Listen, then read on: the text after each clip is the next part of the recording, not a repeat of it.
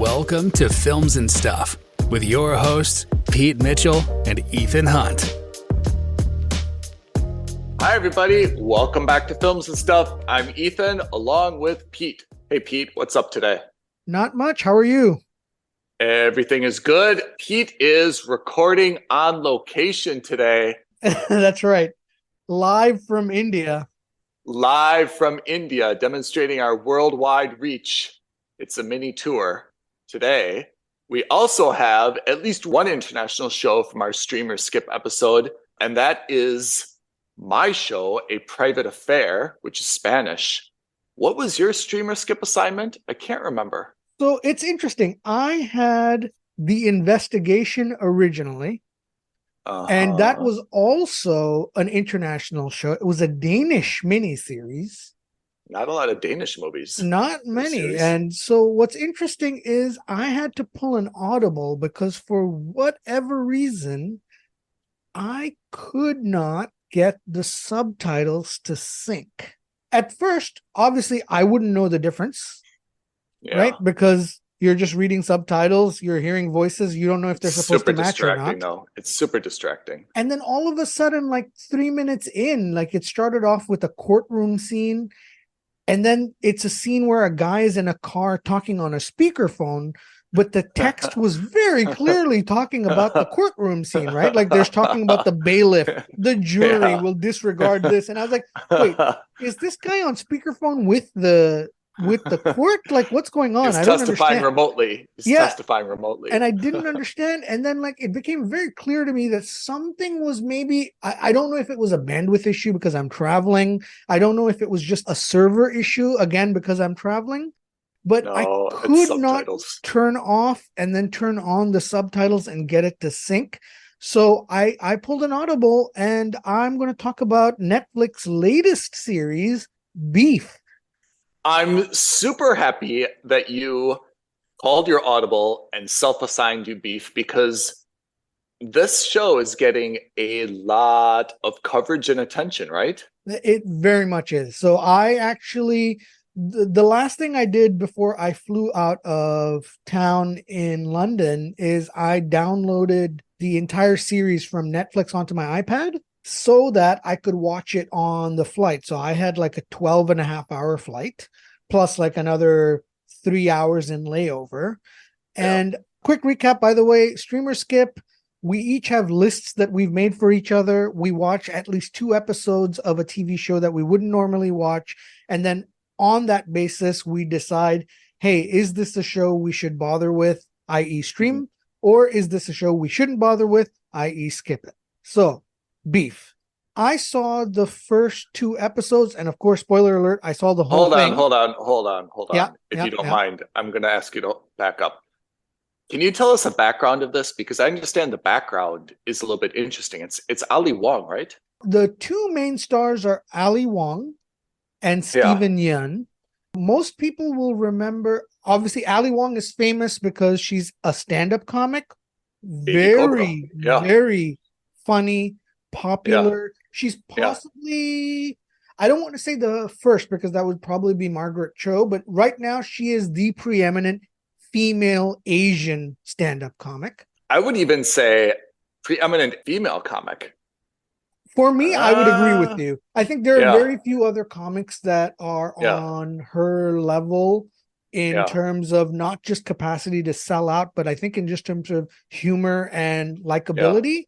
Because, and you know, because she's not just doing... Oh, likability, you're right. Is through the roof, because she's not just doing stand-up. She's also doing like TV shows. You might know her... I think and again, I hesitate to call it a big break because I'm sure she's been in the industry for much longer, but I became aware of Ali Wong primarily, not just because of her stand-up, but because she was also, I think the head writer or a writer / producer on Fresh Off the Boat.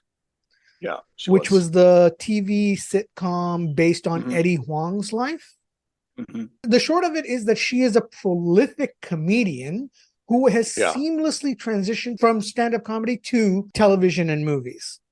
Right. So I think most people will know her from her last movie, which was the comedy with Randall Park and Keanu Reeves. Yeah. Anyway, so she is fantastic. She's phenomenal. And I'm sure she wrote on this as well because she's an excellent writer. And Steven Yeun, everyone, I mean, if you don't know him, you're living under a rock. He was most recently in Jordan Peele's latest movie, and he was also Oscar nominated Best Actor for Minari. Steven Yeun, most people will know from The Walking Dead. That's the primary cast. One of the strongest supporting casts I've ever seen. And even if you don't know most of these actors, you should by the end of this because they're all excellent. David Cho plays his cousin. He's awesome. You've got a phenomenal, I mean, she came out of left field for me. Do you remember Maria Bello? Maria Bello. I remember her primarily from A History of Violence and from The Cooler with William H. Macy. Maria Bello is one of the few non-Asians in this TV show. She had a really stellar supporting role in this. But again, the cast overall is excellent. The cast is also predominantly Asian, which is great. And here's the thing. It's not that it's an Asian cast for representation purposes. It's an Asian cast because it's just natural. And it's seamless. At no point are you sitting there wondering, are these people hired because they're Asian or because some of them are gay or not gay? Or, you know, it doesn't feel like an exercise in tick box representation. Right. It all feels seamless. It all feels natural. It's just excellent. The premise is that the show is basically about two people, Ali Wong and Steven Yeun's characters, who are both fundamentally broken inside. And they have like this simmering rage. And it's a rage that they can't necessarily explain or justify. Steven Yeun's character comes from a relatively poor background. He's made a lot of decisions that were questionable at best, including some that were borderline criminal. And Ali Wong, on the other hand, is like a very wealthy suburban wife who's got a successful business, who's now in the process of trying to sell her business to like this massive chain of stores. And she's going to make hundreds of millions of dollars, basically. And so different backgrounds, yet they're both virtually the same character because of the simmering rage that's underneath both of them. Okay. And it bubbles to the surface because of a road rage incident. You know, there was a near accident in a parking lot. Okay. And that sets off basically an escalating war of aggression. So like Steven Yeun tracks her car down, chases her down on the highway, copies her license plate number, looks up the license plate, stalks her at her house, invades her house. She catfishes his brother, and it just keeps going and going and going. And it's just so tense and it's so suspenseful. It is billed as a dark comedy, but man, this is like a hardcore drama / dark comedy. There are some moments which are clearly meant to be funny, but not funny because it's just absurd what's happening. This is a series, right? This is not a movie. It's a series. It's not. It's a 10-episode miniseries at the moment. It was originally written as one season, but I think that because it's done so incredibly well critically, and a lot of people are raving about it, I sneakingly suspect that they're probably going to greenlight season 2 and 3 very soon because it's doing incredibly well right now. Okay. So despite all the praise that I'm giving it, and honestly, I can't give it more. It's just crazy good.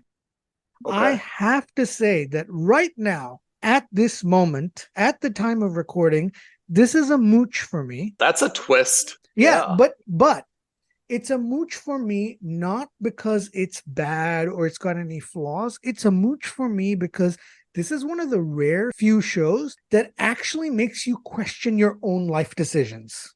Because after you see this show, you can't help but think about, my God, I've had road rage. I've sat in a car where I've, basically stomped on the horn because some guy was cutting me off in traffic. And I've had those moments of like, where I'm going to hit the accelerator and I've lost my cool, but nowhere near as bad as what happens on the show. So it made me ask uncomfortable questions of myself.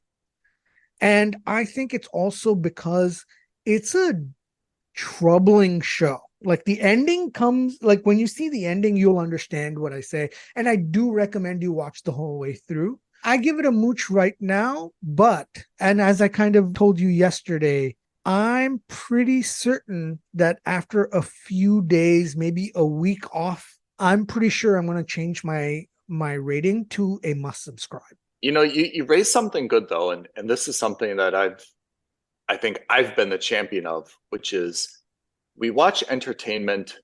It's supposed to make us feel something. And some people like to be scared, and some people like to be surprised, and some people like to laugh. But for me, I really try to gravitate away from stuff like this, where I'm sure it's excellent. But if I'm going to turn off this show and go to bed or go do something, and it's put me in a bad mood, or it hasn't like improved my mood, it really makes me wonder why I'm going through the efforts, right? And something can be very engaging and you could really enjoy the storyline and respect the acting and the dialogue and everything. But for me, I really like to stay away from stuff that starts to like bring negative thoughts into my head. It's like, why did I just spend 1 hour to watch something and now I'm going to be like all sourpuss, for the next like hour and a half, Yeah. Yeah. I mean, we're lucky because we have each other to kind of give an outlet to bounce it off of We each do other. have each other. Right? That's right, Pete. We have So each when we other. talk about these kinds of things, which are a little disturbing with a little bit of Yeah. darkness, some of us, most of us are lucky enough to have partners, whether it's in your romantic life, whether it's in your professional life, whatever it is that you can kind of talk these kinds of things about. We can do that on not just this podcast, but in general as well. Yeah. And I'll tell you, I saw this on a 12-hour flight. I had no outlet. So the first thing I did, stewing. You're like stewing. I was stewing for a bit. And then I was like, dude, I have to sit and watch like an episode of The Big Bang Theory to kind of be like a palate cleanser, because I don't want to sit on this flight for the next 3 hours and question my life. Like that is not what I want right now. That's not to say that, by the way, that's what a really good TV show or a movie does, by the way. It's supposed to do, right? Like self-reflection is important. There's a time and place for it, right? Absolutely. But not when you're strapped into an airline with nothing else to do. That, I mean, we all joke about it, but like that is like when the last thing I want on an international flight is dark thoughts. Again, this is a mooch for me right now, but listeners, I'm telling you with the greatest of certainty, I'm pretty sure that within a week from now on our internal spreadsheet, this is going to become a must subscribe.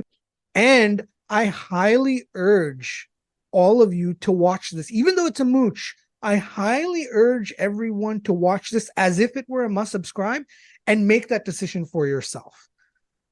It's that good. This is just an instant gut reaction that is called a mooch right now. But like in my heart of hearts, I know that this is going to be a must subscribe. And I love her. Like I find her, I mean, she's very crass, of course. Like her humor exactly is definitely R-rated. Like it's not something you could watch with your mom or someone, maybe not even a girlfriend. But I find her to be very observantly funny, and I feel like she's got great timing as a comedian.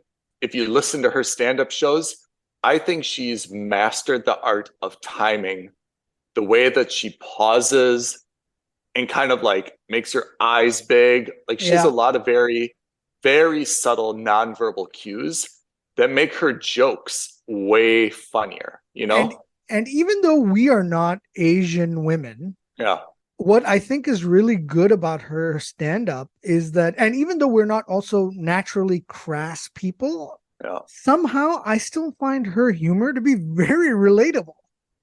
Yeah, it is. I mean, one of the reasons she's relatable, I mean, she's very, almost too much, but she's very open about like her personal life, right? I mean, the issues that she had like with her husband, and I think they're even divorced now. Yeah, I remember that. Yeah.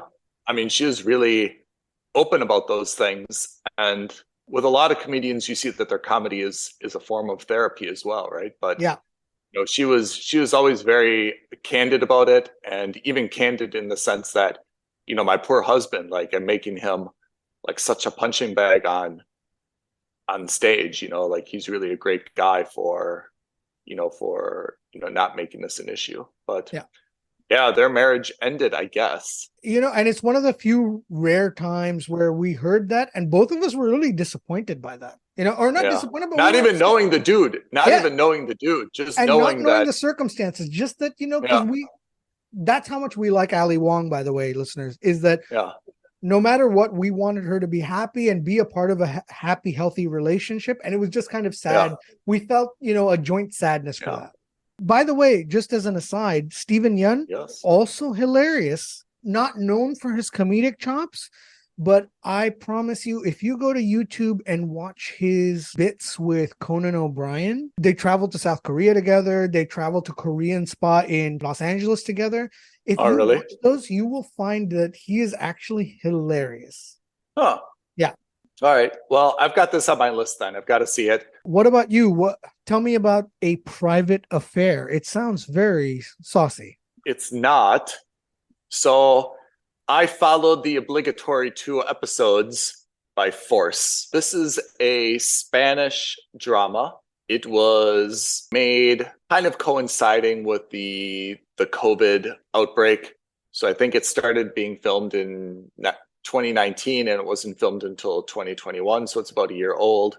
It's, I guess, dubbed in English. It's set in the 1950s in, I guess it would be Barcelona. I guess the supporting actor who we do know is Jean Reno. Oh, yeah. Leon the Professional. Yeah. He was also in Ronin some time ago, but I mean, he's well known. But he's French, no? He may be French, but he's also that austere look that kind of like bends cultures, right? Okay. He could probably play European. Yeah, a number of different nationalities. Or when he was in Leon the Professional, he probably could have come across as, except for his accent, probably come across as American, like when he crops his hair quite short, he fits in a lot of different genres. So this is set in the 1950s. There's a lot of emphasis on these older vehicles and the clothing, not so much, but definitely the vehicles. And the backdrop is this. The sister of the police commissioner is she is in what I would guess early 20s, maybe mid 20s. Her older brother is a police commissioner in the city, and her family, including her father and grandfather, have a long history of public service, mostly in the police force.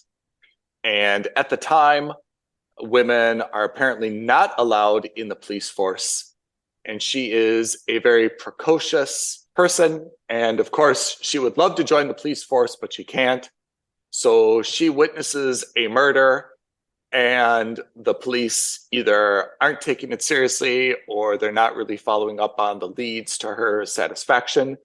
So she basically decides to do her own independent investigation. As far as storylines go, I don't think that that's anything terribly interesting.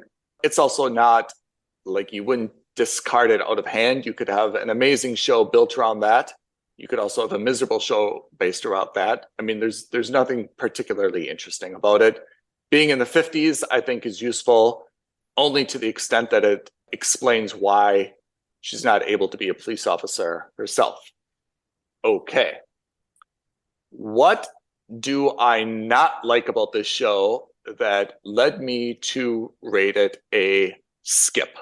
And maybe I can even say that as a must skip. I thought this was quite bad. Oh, man. Quite bad in the sense that I don't like the show, but I do recognize that, to be honest, the production value is high. The quality was high. The cast was quite good. I didn't necessarily have a problem with like the dialogue or the action sequences. It's not really the show that's the problem with me. I think the main problem is it's not at all a compelling plot. If this would be a little bit more, think of this as, do you remember Dick Tracy? The movie or the comics? The movie. Yeah, I do. So, with Warren Beatty and... Yeah. So it's intended to be serious, right? It's not intended, but it's also not intended to be like a gritty cop drama, you know? Like you're not going to see like Michael Bay level explosions. You're not expected to see like these very gritty, John Wick type fight scenes. It's a clean action movie, can we say, So the pace is okay, but I have to say it's not compelling. It's not dynamic enough. There's no big plot. There's no big mystery. There's no big secret. It's about a young woman who is simply doing her own rogue investigation. And I actually might be okay with that.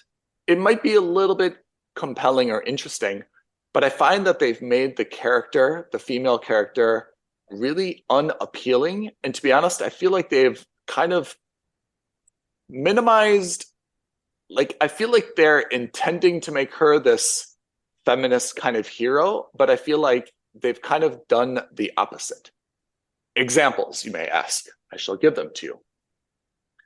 Even the summary of the show says that she sets out to investigate with the help of her loyal butler, right? Which is Jean Reno. So already this is a little bit farcical for me. Like, it's supposed to be a strong, independent woman, yet she's doing everything with her butler. Her butler is driving her. Her butler is going in to interview this person. Her butler is pretending to be this person to get information. It, to be honest, kind of undermines her role that she's supposed to be kind of this scrappy Nancy Drew type investigator, because she's putting her butler, who's hired help, kind of in the front lines to do everything else. So I feel like it kind of like undermines her from two perspectives. One, she's not doing the work herself. I mean, she's doing some of the work and she's definitely the inspiration, but she's basically sending a man to do it. And two, she's sending her butler, kind of like the hired help to do it as well. It's not like her partner.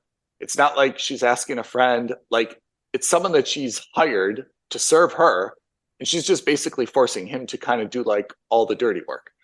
So I feel like this kind of undermines her story. And two, they really make her this like caricature that I'm very uncomfortable with. Another example, she's taking target practice one day. I don't know why. It doesn't really make sense. This isn't like a shooting movie. She's not intended to be a sniper.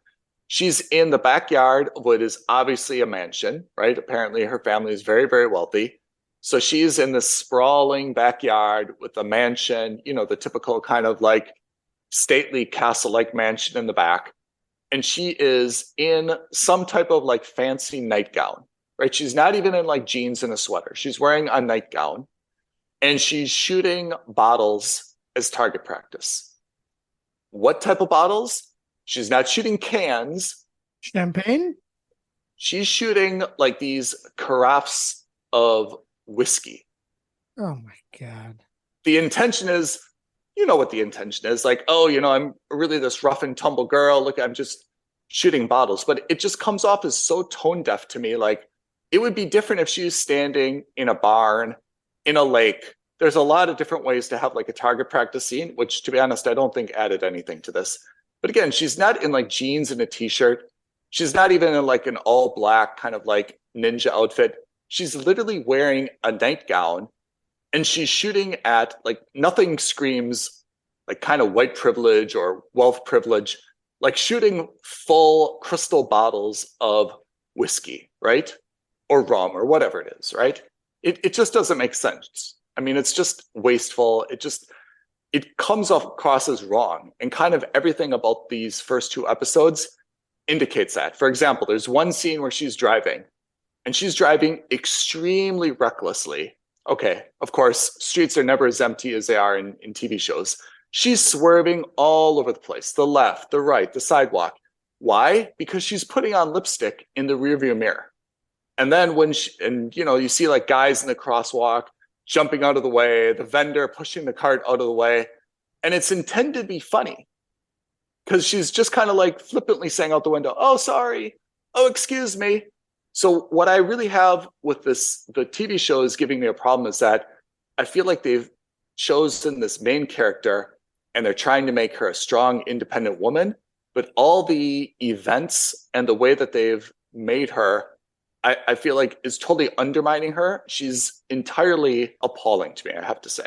Like, I don't think there's anything funny about inattentive driving, man or woman, while you're looking in the mirror and you almost hit someone. Like, where's the humor in that? What is it supposed to show? It shows you're irresponsible. It doesn't show anything else, Mm-hmm. So it's the little things like that, which I think are intended to be ha ha ha funny. She's so, like absent-minded, or she's always focused, but she's always got everything under control. It comes across as the opposite for me. Relatable, So but not relatable. Yeah, so I watched my 2 episodes. I put it away. I'm sure at the end she's going to solve the mystery. I wouldn't be surprised if her brother is somehow involved. I'm sure it's this big conspiracy. She's going to uncover it all. She's going to be the heroine, and maybe well-deserved. And I would love to see the story in a different way with a more serious character. And I sincerely don't want this to be taken as sexism, because some of my favorite characters, Tomb Raider, right? We've seen multiple women play Tomb Raider, both very, very serious characters, lovable, right? Many other characters, Salt, Angelina Jolie. We can have a lot of female heroes, but I think a hero needs to act like a hero, man or woman or pineapple. How could you forget Katie Sackhoff? But where is she a hero? Bo-Katan. Yeah. I thought you were going to say Starbuck, but yeah, I mean. Yeah, or even Starbuck, exactly. Yeah, but I mean, we love female. It's not the female hero that I have a problem with. It's, if you're going to have a hero, make the hero act like a hero. Yeah. And I understand a female hero is different than a male hero, but still give them a sense of, like purpose, and hold them to a standard that's a hero standard. Don't have someone shooting filled bottles of whiskey in the backyard of their mansion in a nightgown and make me think that this is a hero. You undermine the character by doing all these quote unquote funny tropes that apply only to women. And that the point of being a hero is that it shouldn't matter if you're a man, a woman, or a child or whatever. None of those qualities should make a difference. I mean, this is a scene, I would expect that this is some type of scene you would see in a Jim Carrey Ace Ventura, right? Which we kind of saw, right? Like he sticks his head out the window to drive because his windshield is shattered. Yes. Like Ace Ventura is the type of guy who's in his polka dot pajamas, taking target practice against like modern art or bottles of champagne or something, right? That's an Ace Ventura type scene. And Ace Ventura isn't taken seriously as a hero. He's taken seriously as a very funny comedian, right? Yeah. And if that's what you want to do, and you want to have, Ali Wong be that character, okay, make her a very, very funny hero, and make sure that it's now a comedy series. It's not intended to be a drama series. And that's the cognitive when dissonance? Two things don't match up. Yeah, that's the cognitive dissonance you get when you try to make someone a hero, but every scene that they appear in, they come across as a caricature. So I do love Jean Reno. I think that he plays well. I think everyone in this series is actually quite good. But overall, the plot and the style, it's not for me. I give A Private Affair a skip. It's on Amazon, by the way. I give it a skip. Okay. All right. Let's turn the page. Last week, we had a huge week. Yeah, I had an amazing show with the Big Door Prize. This week, not so much. You recovered with beef. What do we have coming up for next week? I know the answer. I want to hear you say it out loud. All right. So next week, you're going to be back onto Apple TV Plus. You'll be watching Extrapolations. I am so excited. Do you know anything about this show? I don't. So I know that you tend to like the Apple TV programs. Actually, so do I. So in an effort to kind of bring balance to the Streamer Skip universe, I've front-loaded your Streamer Skip list with Apple TV programs. Very thoughtful, my friend. I understand it's an anthology, although there's like recurring themes and recurring characters. It's set in the future, and it somehow is related to climate change, something like this. But it's apparently like a drama somehow based around that theme. But I've heard very good things about it, so I'm going in with high expectations that will be met. That's extrapolations. Okay. Exactly. And I am going to be on Paramount Plus, and I will be watching the latest iteration / version of the Twilight Zone. Spooky. I can't wait to hear about this. This is on Paramount Plus? That's what I heard. I haven't checked it out on Paramount Plus, but that's what I read. So I'm assuming that's what it is. And by the way, just a heads up to you listeners, as we predicted, the merger between Warner Media and HBO has completed. They're relaunching their now revamped unified platform in the middle of May, and they're just going to be called Max. Max. I got this email. You probably got the same thing. Yeah, exactly. Sent to me in the middle of the night. It said, with a lot of enthusiasm in their letters, we are proud to present that HBO Max will now be known as Max. Shares tumbled 6% on that announcement because it was so underwhelming. I don't see it as a bad step forward. It makes a lot more sense to be Max than HBO Max. And obviously it synchronizes their branding and it's a little bit neutral for everything. I just thought it wasn't like such an exciting announcement.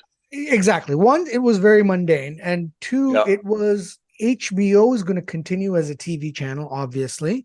But HBO also carries a significant cultural cachet, right? It has brand value, maybe not so much outside the US, but it has significant brand value. So now to go from HBO Max to just Max, I mean, I can understand why people were a little disappointed with that.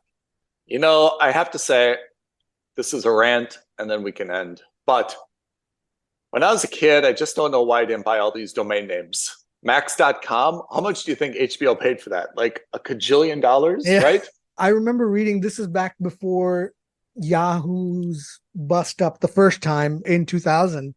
But I remember that domain buying in advance became really popular because some kid in the middle of nowhere bought sex.com or registered sex.com. And he was able to sell that to some adult website for hundreds of thousands of dollars, basically. And that was like the beginning of like this arms race. The gold rush. To buy all these domains that nobody really thought about. Crazy. All right, Pete, that is Stream or Skip this week. Beef and a Private Affair.